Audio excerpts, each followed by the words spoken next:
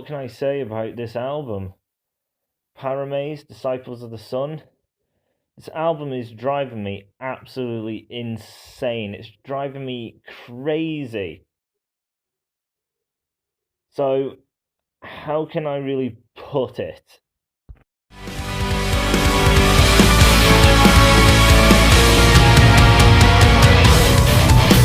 Once there was a war in the ancient land of Pyramaze. The elderly foresaw a troop of armed men. Something rose in the distance, unholy sound of chaos and people crying their lungs out.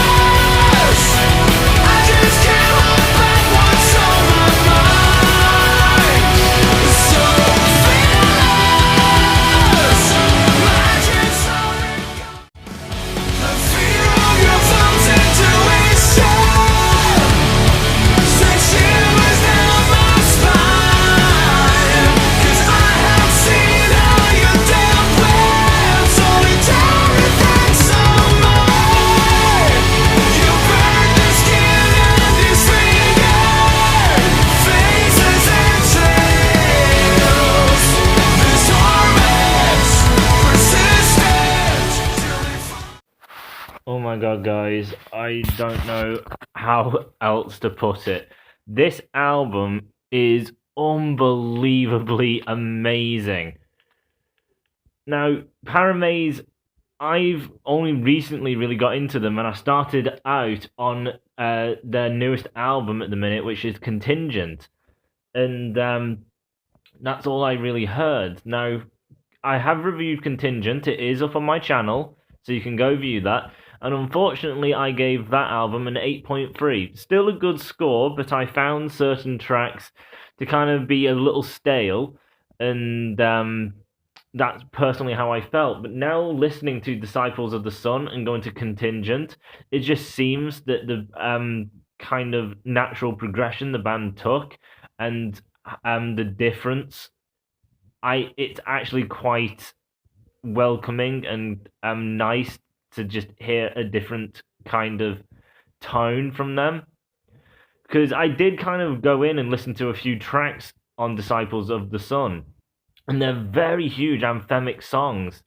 So then when I'm listening to the whole Contingent album, it just seems a little kind of dark, drab, moody, and on certain songs a little kind of stale and not that huge anthemic sound. And I thought, why would you get rid of that? But then listening, as I said, to the whole album, Disciples of the Sun, which leaves you absolutely exhausted, then going into Contingent, it's just quite relaxing just to get something just not so draining. Not draining in a bad way, it drains you because it's just so amazing that it just drains you of all emotion and just leaves you just physically just pleased. Like, a disgusting way of putting it, but it's just like when Disciples of the Sun finishes, it's just like you've finished an orgasm. It's just like the journey was so amazing, you just left with such a blissful feeling. And then Contingent that comes after, as I say, it's just kind of nice just to get something a bit more kind of laid back and kind of relaxing and straightforward. Not that it's just completely bland and straightforward. They still have the anthemic stuff in there and the good high stuff. But yeah, unfortunately, I gave that an 8.3. So I'm just going to say here in this album review, I'm going to change that score to an 8.5. It's definitely a great album and definitely worth a buy, but it's not as good as Disciples of the Sun. So with Disciples of the Sun, you get an opening track. It's not too bad. I don't really mind just because everything that comes afterwards is just so amazing. I can't really be mad because my emotions are just like completely, hey, here we are. Here we go. The first song, Battle of Paridas, Parid, whatever. First actual track is not as big and epic as the tracks that come after, but seeing that the tracks on this album are the most epic things you're gonna ever hear in your whole lifetime, that doesn't mean it's therefore bad. It's still amazing. The keys in this album are amazing. Um, Now the band is kind of said to be progressive and kind of power metally. Now I wouldn't say that massively progressive. There may be a tad there, but it's not really.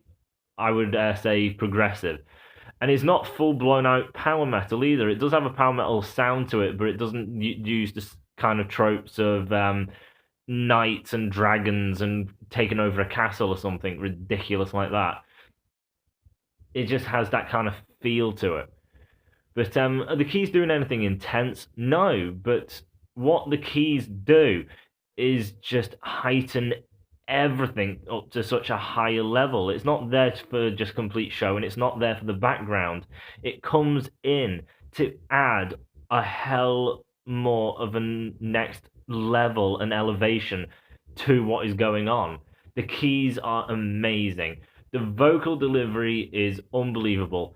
Now, there's been three albums before this release, and they've had two different singers before. And the founding member left the band before this album, so I think they were on hiatus for something like 7 odd years or something. The band just was in a standstill for many years, and they came across the singer, which is in the band now for Disciples of the Sun, and they lost their bass player and they lost the guitarist. The guitarist was the founding member, but he did say to the band, "You can go on and continue." They took the mixer and producer of the previous albums and brought him in as guitarist. So technically, he has been there from the start, and he also does the bass. So they don't really have a bass player. The rhythm guitarist is the bass player and the rhythm guitarist, but live he sticks with just the guitars. So they don't actually necessarily have a bass player in the slightest. The drummer's been there the whole time. The keyboardist has been there the whole time. Technically, the rhythm guitarist and bass player has been there the whole time, but not really a part of the actual playing of the band until this album. Now, a lot of fans obviously were worried, but Disciples of the Sun is said to be the best album they have done by many, and then others, they say it's not the best. One of their earlier works are the best. But the fact that they could come out the gate and all these fears and thinking, is it going to still be Pyramaze? And it's just like, yes, and it's the best, I think is a feat in itself. Now, as I say, the singer is incredible. His voice is amazing. The keys are amazing. Battle of Paradise doesn't have any of that massively catchy stuff that the rest of the songs do. It's not got the greatest of melodies. It's not got the biggest of anthemic sounds. It's just anthemic, grand, amazing, beautiful, has amazing melodies, but just not to the same extent. But it's still amazingly high. Then Disciples of the Sun, that track is just amazing. The energy in that track is absolutely intense. That was the second track that I showed in the music clips I just played you, and the vocals are just belting out these pretty high notes with such energy and ferocity, and the keys are just holding the notes, just bringing out this beautiful toned key presses, and it is just massive. It's huge. It's so beautiful. The energy is just smacking you in the face, and it's draining. It's exhausting to listen to, but it feels good just to lose yourself in that amount of energy. And then back for more. Holy God. I love this track, but I also hate this track so bad because I can't go to sleep because of this chorus. The chorus of this song is stuck with me like a bloody addiction. If I go away from it for too long, I actually have withdrawal, and my mind is constantly just doing the dun, dun, dun, dun, dun, just doing the bloody beat of it and everything and the flow, and then I'm kind of just trying to muttering the lines, and it's just like, oh, I should go back and listen to this chorus. It's like, no, no, you shouldn't. You've heard it a fair few times already today, but it sticks in your head so badly. It is so catchy. It is unbelievable. The guitars that do their high pitched, and then the vocalist at the start of the chorus comes in with highs, and then he just flows it out so like naturally and relaxed after that, and then he goes back to high, back to kind of I'm so relaxed as I sing this beautiful melody, and it's just holy god, it is amazing. And as for the verse of Back for More, it's actually quite stripped back and not a lot of energy, which is actually a fairly decent contrast because you go from something so high energy with a chorus and then go to a verse which is just kind of quite nice and relaxed and everything. And then the pre-chorus, it's the keys are just kind of going at it all by itself, making everything sound quite fairy-ish. But it's really nice. Genetic Process, again, a really good track, but unfortunately, it has to come off the back of Back for More, which is unfortunate because Back for More has such a catchy chorus, you can't exactly top it. So whatever comes next is going to kind of take a hit because of that. It is a very good track, though. It still has amazing melodies. It's still got some great aggression, and the vocals again are still amazingly good, and the keys are great. The guitar tones are great. Fearless is pretty damn heavy, and it's got some pretty decent aggression in the verse, and then the chorus, the lead singer just keeps belting out "Fearless," which you've again heard in one of the clips. He just belts "Fearless," and the energy and the power and the kind of aggression in it is incredible, and they still maintain melody even though it's pretty heavy at the same time, and that's what's perfect. It's really heavy, but it's just not stale heaviness. It has a beautiful undertow throughout everything, but it's still heavy metal, but it's really beautiful, and that contrast just makes it amazing because it's not just this is just kind of beautiful, but I'm not really getting anything good and heavy to a kind of headbang to or kind of really get into the beat. And it's not just this is just really heavy, but it's just stale of tone and sound. Pyramaze gives you the tone, the melodies, the aggression, the beat, the catchiness, the flow, the talent, and it's all there. It's pretty incredible. Perfectly Imperfect is a perfect combination of melody and heaviness. It's a melodic song, but the chorus kind of takes it back to just a typical kind of heavy Pyramaze sound. And again, it doesn't have that amazing epic sound and catchiness of Fearless that kind of sticks in your head with that kind of belt of Fearless, which it kind of just screams into your core. So you can't really get rid of that. But Perfectly Imperfect, it kind of brings everything down to a relaxed kind of state because everything before that has just been absolutely draining of energy. So it brings everything to a relaxing kind of state of mind, and then it keeps giving you that kind of nice bright stuff with the choruses. Unveil is a pretty remarkable track. That was the last track that I showed you in the clips, and what you heard was the chorus.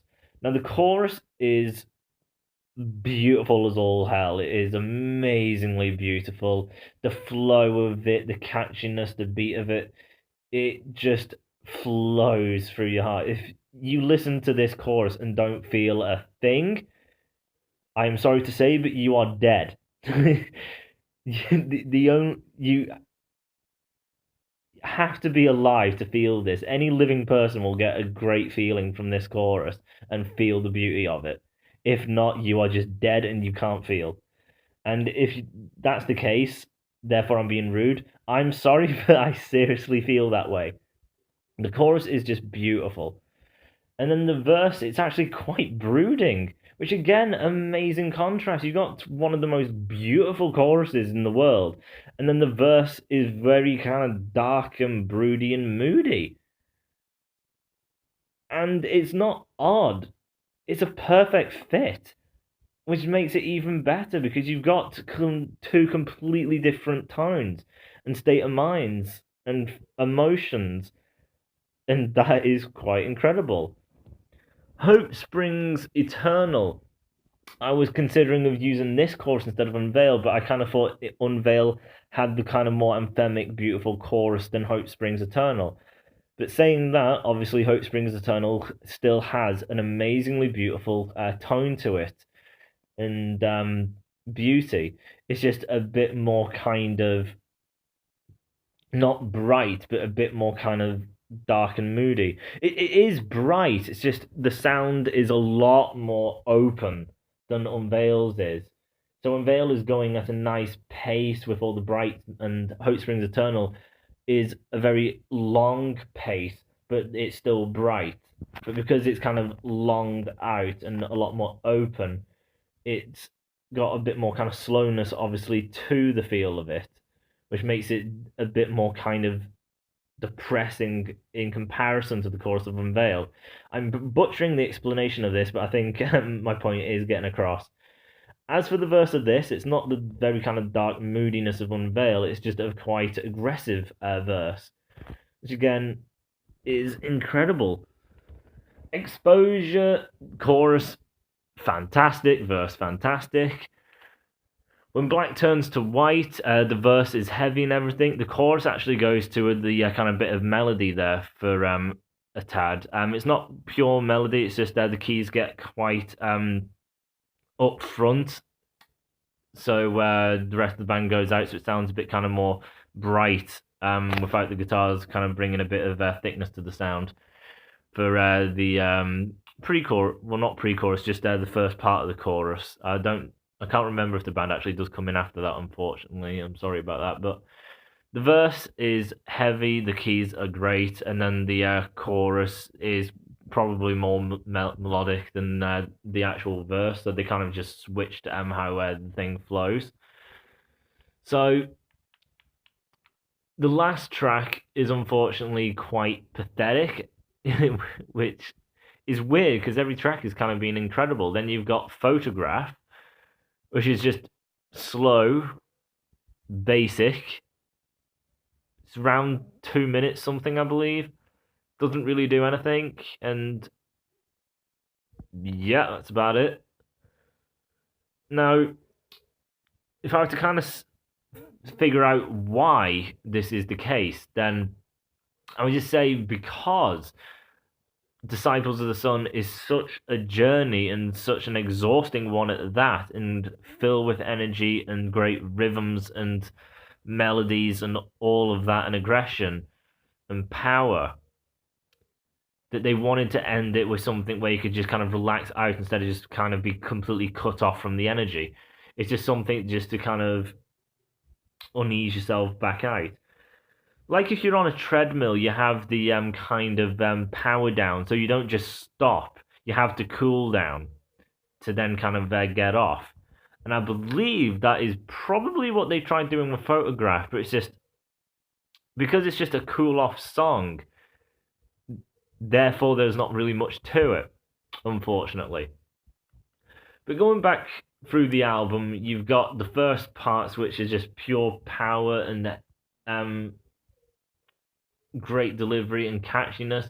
Then the next part, you get a bit more kind of brooding in verses, and then you've got the really big melodic choruses. In the middle, with Perfectly Imperfect, you got the kind of small kind of break because the verse is melodic, but it kind of keeps that nice kind of chorus is still in there, just to give you a bit of a break. So the album does have a lot of different changes and styles and tempos, and then they go from super catchy high energy to power aggression energy, to pure energy throughout to dark and moody, but then later it's beautifully melodic to just heavy to a very kind of broody, beautiful melodic. So it's all over the place. You get so much on show. It is, as I say, it's incredible, this album. So scoring this album, it's gonna be a 9. Now, originally I was going to give it a 9.5, but I just thought Photograph wasn't too overly impressed with that. And comparing this album to others, like my favorite band of all time, Avenged Sevenfold, inside their songs, there is so much going on and so many different layers to it. As for Pyramaze, the songs do follow the kind of basic progression. You've got the intro, you've got the verse, the chorus, back to the same verse, back to the chorus. Then you get a solo or something different, then it kind of finishes. With Avenged Sevenfold, it can go bloody anywhere the hell they please. So because of that, I have to kind of take that out as well. The solos in the album, you do have kind of key solos at times, then you have guitar solos. They are very, very good. But when you compare them to the likes of Sinister Gates or the guitarist out of the band Defecto, they have so much talent to show, so much beauty and energy in their solos that are just so beautifully well crafted with so much emotion. Pyramaze's guitarist, it's a lot of talent and a lot of skill, and he does do the odd kind of thing, kind of more laid back, a bit more show, a bit more kind of melody, a decent beat, and he does have emotion there, but it's not like anything is to a high level. He's got everything there, and it's a good level, but he doesn't really super succeed in one type of thing or the other. So that kind of pulls it back a bit. So because of that, I'm going with a 9. It's an incredible album. You should definitely buy it, and you should definitely go and look at their new album, Contingent. Obviously, as I said, Contingent, I've bumped it from 8.3 to 8.5. I don't think it's as good as Disciples of the Sun because that album just leaves me absolutely amazed. Contingent, I'm just a bit more kind of relaxed and laid back with. There's points of that album where it's just like, wow, and I'm on an absolute high, but then there's the songs where it's just like, okay, this is just a bit more kind of nice and relaxing if I don't just want to be absolutely drained of all energy. But if you've not heard Disciples of the Sun, I would seriously give it a go. I was the first time listening through this album, honest to God, I did have a grin on my face. And I know a lot of people say this, oh, I had such a grin on my face, and at the end I stood up and I applauded. And I'm not a person who blows things out of proportion and acts like a complete child and idiot. Like, oh my God, homies, this is the greatest thing ever, my man. I don't do that type of crap. But I did have a grin on my face because I was amazed. And it's hard to find an album at such high levels, especially for me. And I definitely know it's the same thing for one of my subscribers, and he knows who he is. It's very hard to find a great metal album, and this is definitely a great metal album. And yeah, if it's your first time listening, you are in for a treat. I wish I could go back to it because everything was amazing. Every track. I was even saying wow at points.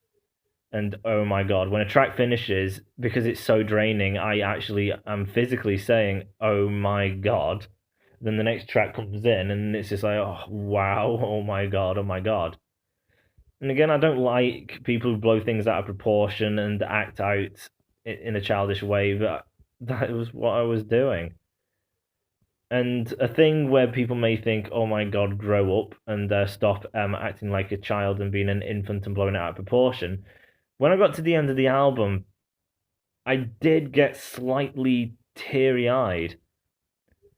And I know a lot of people are going to think that's quite pathetic. I do know this, but I am telling you my experience, how I feel, my opinion. You are here to know what I think and my opinion and how the album makes me feel, and I am giving you exactly that. So you came here for that reason, so you can't complain that I didn't want to know this, because then why are you playing the video? But basically, the end of the album on my first listen, I did have tears in my eyes just because, as I say, I haven't heard an album so good in so many years. I tried thinking about it. I was like, I don't know, City of Evil, but I was around the age of God, 13. Obviously, I've heard stuff after that, but it's just like I was in shock, and it was just something so huge and remarkable, just hearing something of such great scopes. So I did have tears in my eyes. I was physically exhausted. I was unbelievably drained. I felt amazing. And I just heard something which was one of the greatest things I've ever heard in years. So I was a bit emotional about it. But yeah, 9 out of 10.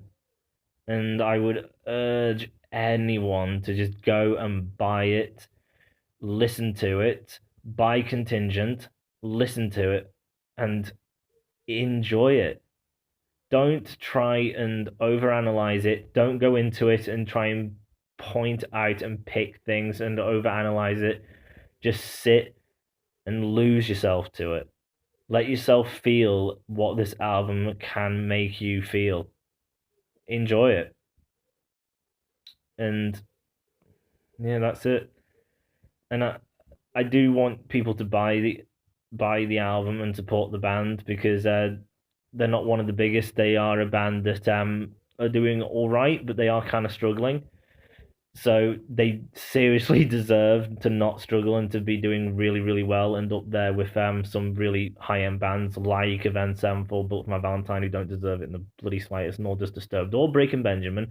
So if they're all there and this band is struggling, what the hell's happening? Have this band do good and support them and do your part, please. I'm actually saying please, because they do deserve it, and I would like to see them do well. So that is it. 9 out of 10. It's an amazing album. It's not an unbelievable masterpiece. It's not one of them albums where every track is absolutely perfect and everything about it is extremely perfect, but it is damn amazing. It is incredible, the album. So go out, buy it, stop wasting time, just buy it. And I'll see you guys next time. Definitely enjoy this, guys. Bye.